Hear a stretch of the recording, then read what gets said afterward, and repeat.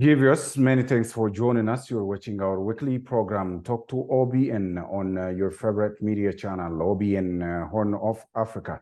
In this edition today, we'll be talking about workers being undergone in the agriculture sector. And I joined by Dr. Fatou Esmo. Doctor, thank you for joining me. Thank you for having me. Okay, before directly dive to our conversation, would you tell us a bit about your background? Yeah, thank you so much. My name is Fatou Esmo. I'm the Director General of Ethiopian Institute of Agricultural Research. I was born in a village called Ganata, which was formerly found in Bale administrative region, but now in West Arsi region. I attended my elementary school in the same village. And when I reached to junior and the senior secondary school, I moved to a town called Dodola, and I attended there. My undergraduate study is from Hawassa College of Agriculture. Now it's called Hawassa University. And I concluded my undergraduate with a great distinction. And I joined the same university as a graduate assistant. And then through time, I promoted to the rank of assistant professor upon concluding my PhD. My MSc and PhD is from Europe. My MSc is in Netherlands. I did my MSc in the area of agriculture and bioresource engineering from Wageningen University. And then I did my PhD in Denmark, Aarhus University, major in soil physics and hydropedagogy. And I think this is all about me. Well done, Doctor. Your research work and your academic career revolve around agriculture and technology. Why? Yeah. Why not? Growing up on a farm in a rural area, that provides you with a unique life experience. You love it, you live it, and you practice it. It becomes your way of life. Then, in addition to that, during my undergraduate studies, I did my BSc in agricultural engineering, and my MSc also revolves around that one, and my PhD is also about soils. It's all about agriculture. Synergy of both, the lifetime experience and education push you further and makes you to love it, to enjoy it, to live it. Now it is every part and parcel of my life. And so my career and my life is also related to this agriculture. How do you describe the progress of Ethiopian agriculture sector over years? And arguably, some people are saying so many promising workers are being seen in the agriculture sector recently. What is your thought and what's your notion? There are many progresses. So they evolve very slowly through time, and we cannot recognize them. For instance, the production and the productivity of cereals, maybe just if we take a look back, just 50, 30, 40 years back, the productivity was less than 15 quintal per hectare. But nowadays, the productivity increased in 2 to 3 folds. Activity increased in 2 to 3 years fold. And even there are many significant progresses. Some years back, agriculture was not considered even as an important sector. And let me just take you back some 50, 60 years during the Emperor regime. The political sphere was absolutely monarchy, the cereals productivity was much lower than 10 quintal at that time. And the cereal production from subsistence farms, which was around 80% of the total cultivated land, was left behind. And then even during the Derg regime, there was a little bit progress in increasing the productivity, and there was a success. However, the political environment favored the collective and state farmers at that time, and even the individual farmers did not get attention, and the productivity was so low. But during this post-1991, the policy environment even favored the agriculture, and there was a significant changes, but it was evolving through time, and it was not really like a big jump, but there are progresses. The reason why we fail to feed our society is that because this agriculture was hampered by many factors, including the policy environment and this changing world, like climate change, increasing in population, and so on and so forth, just held back this agriculture from feeding our society. Currently, you're heading Ethiopian Agricultural Research Institute. What does this institute do, and to what extent would this institute contribute to the betterment of Ethiopian agriculture sector? An institute is mandated for 4 major activities. Number one is we are mandated to supply improved agricultural technologies and information. Number 2 mandate is to popularize these improved technologies and information to the wider users. And the third one is to build the capacity of end users of this technology. And the fourth one is just coordinating national agricultural research. In this regard,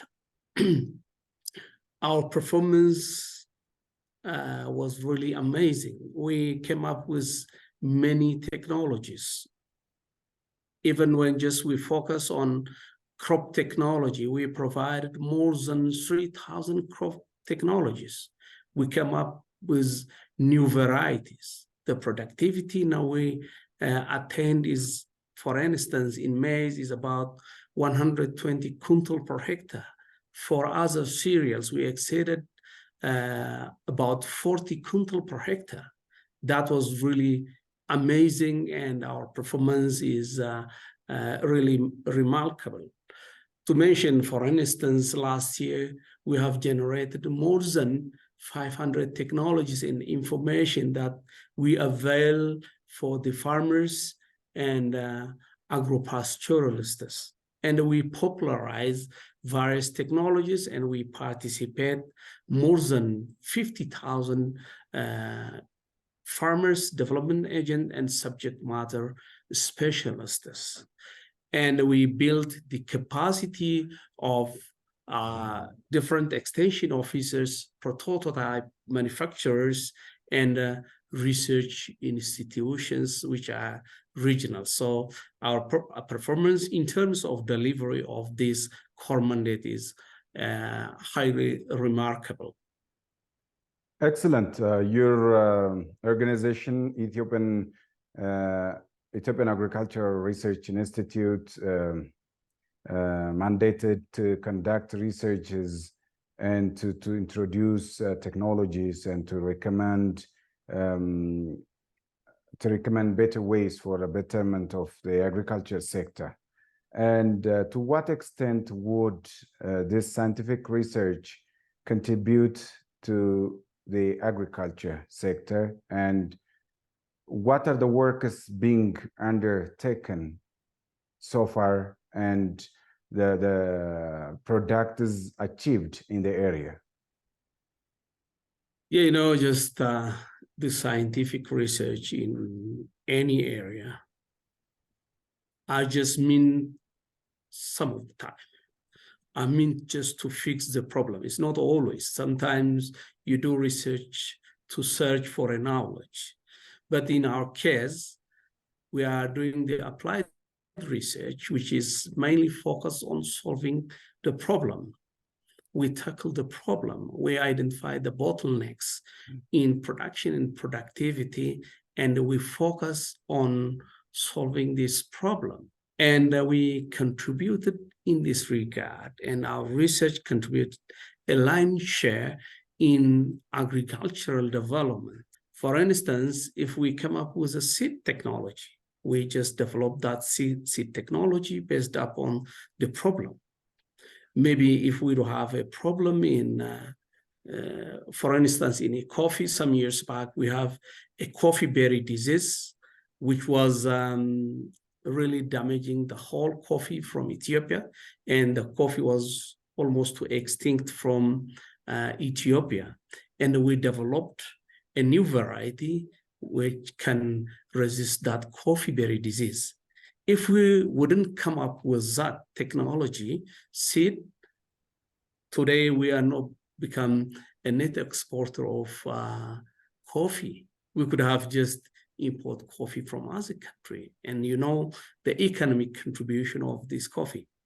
Just we come up with that technology. For instance, we came up with a hybrid maize technology, which contributed a lot for the country.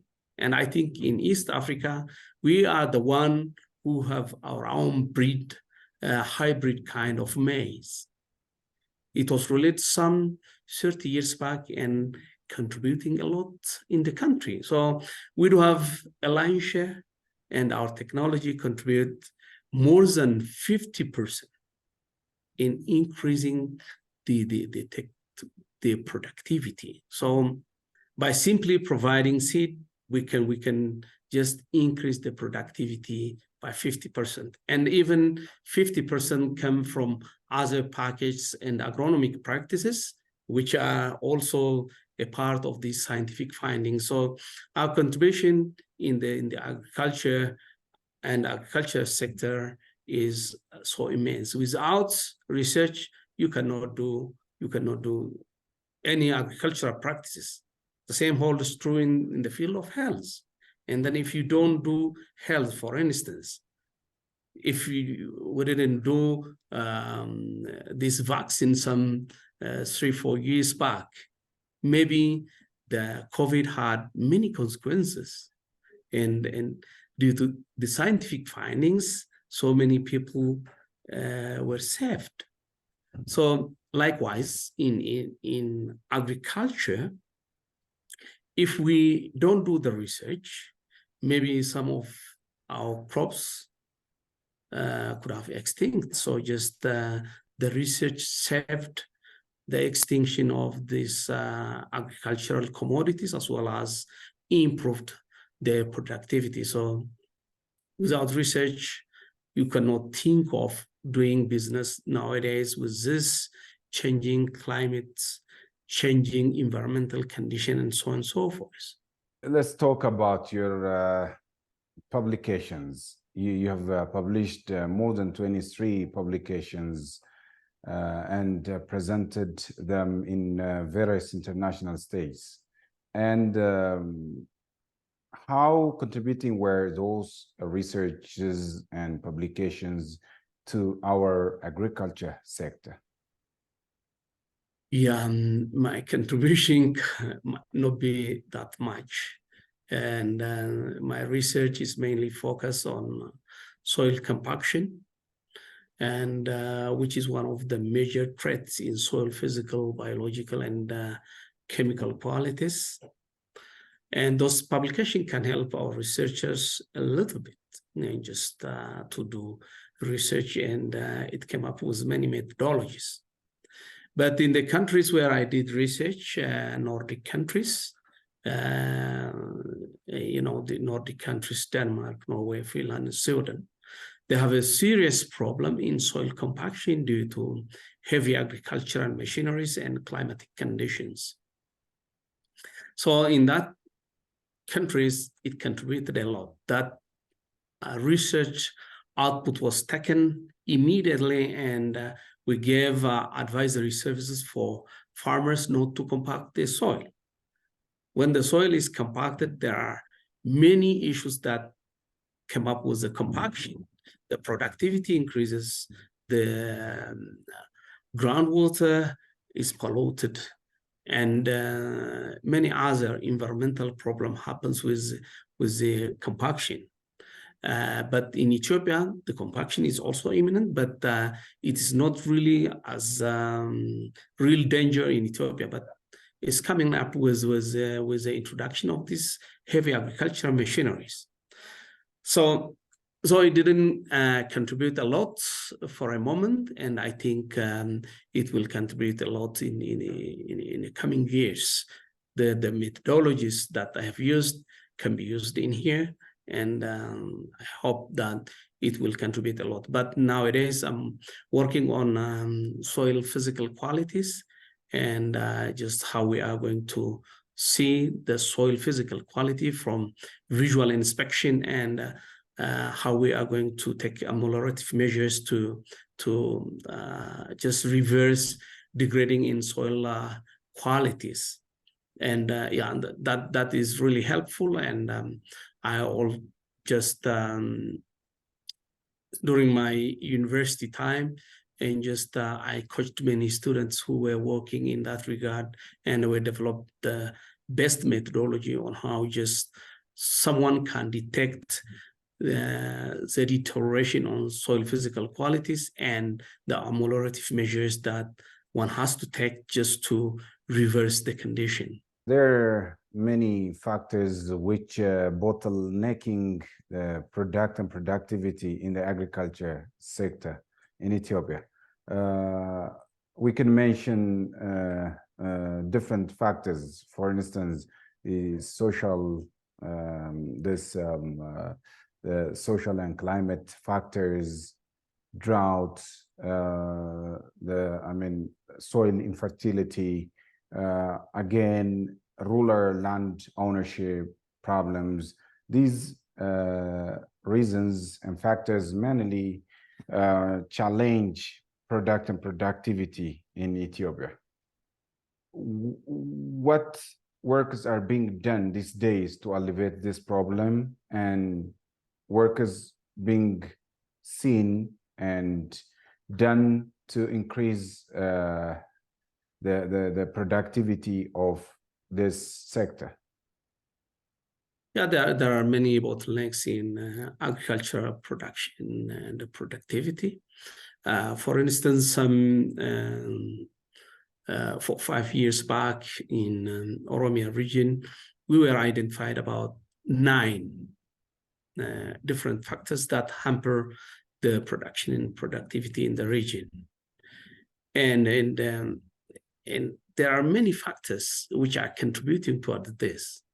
9 thematic areas were identified. One of them is just enabling environment. That's the policy environment itself has an effect on it.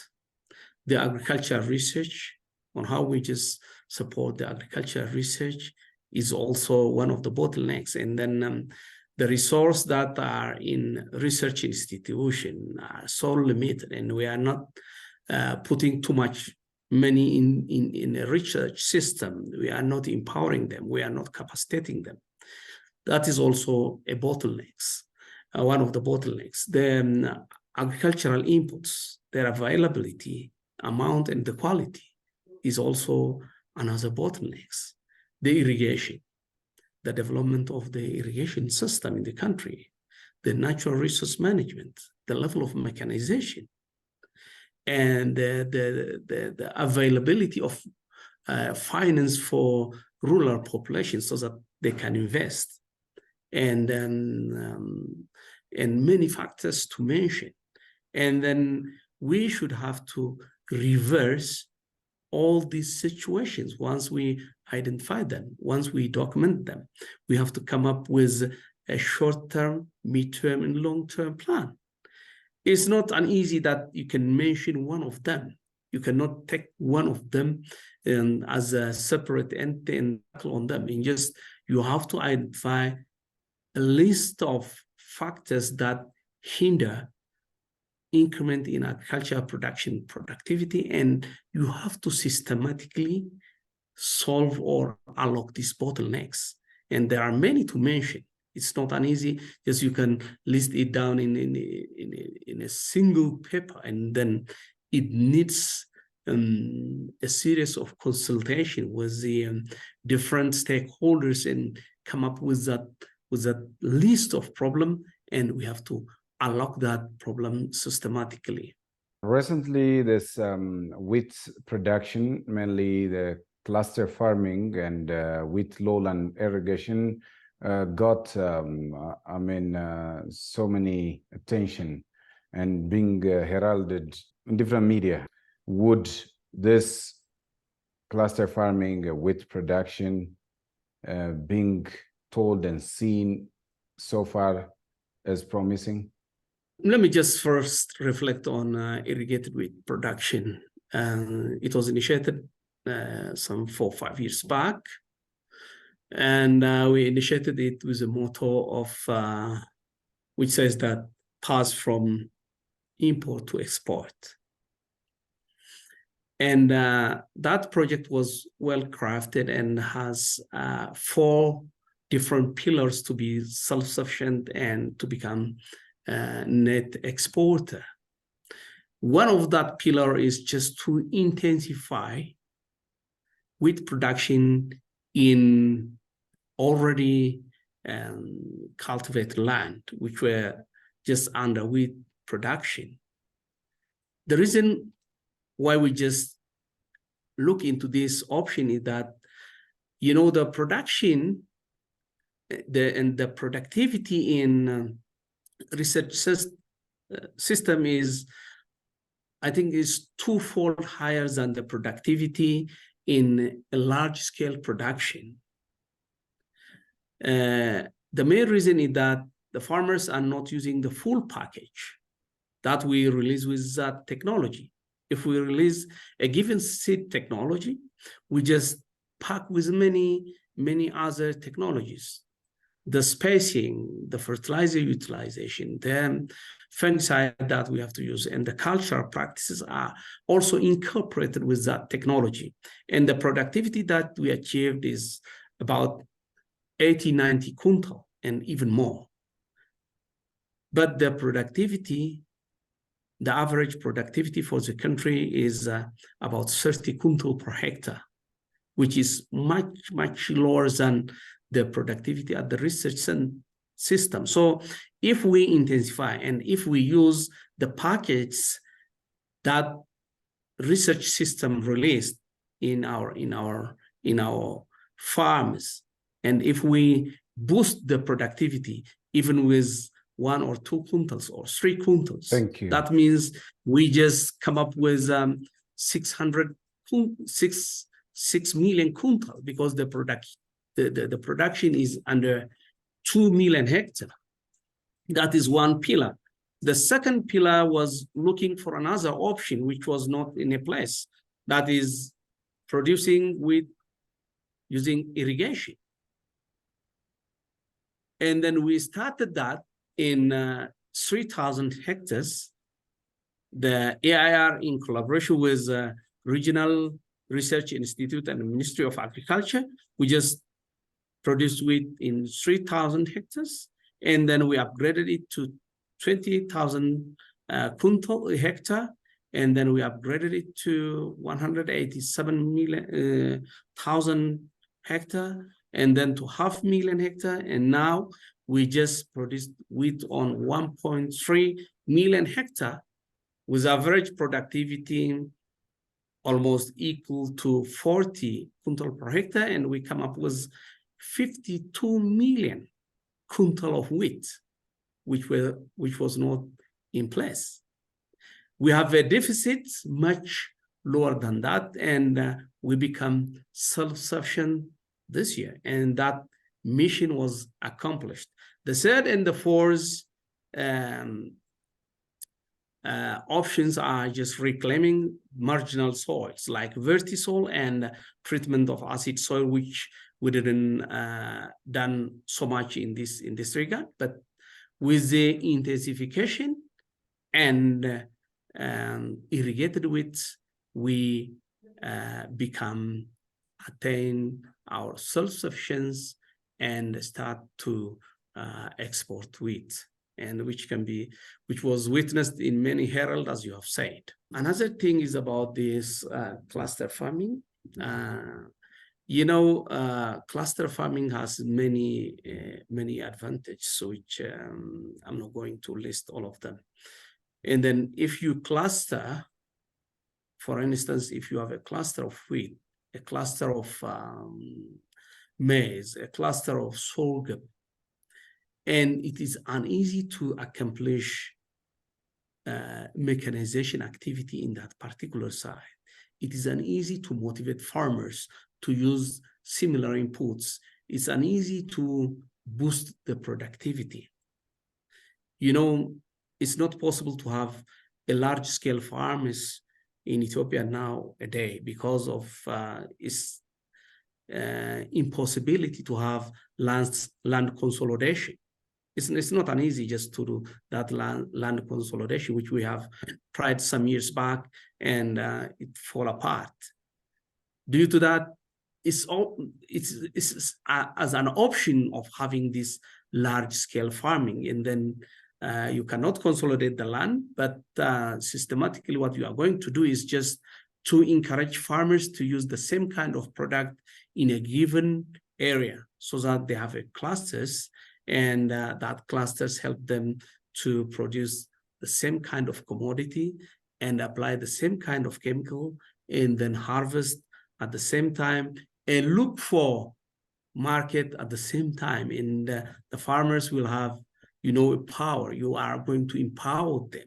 If they produce the same kind of commodity in a given locality, they have a decision power over the market. So this practice is really important. Nowadays, we are practicing it. Maybe it has some kind of drawbacks, and we have to unlock that drawbacks. And then, it's a good option for me. Dr. Fatou Esmo, thank you for your time, and thank you for giving us this valuable commentary on Ethiopian agriculture sector.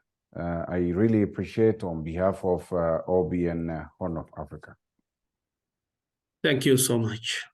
Okay, dear viewers, this brings you the end of our edition for today. Thank you for being with us so far. Have a nice time. See you next time with another edition.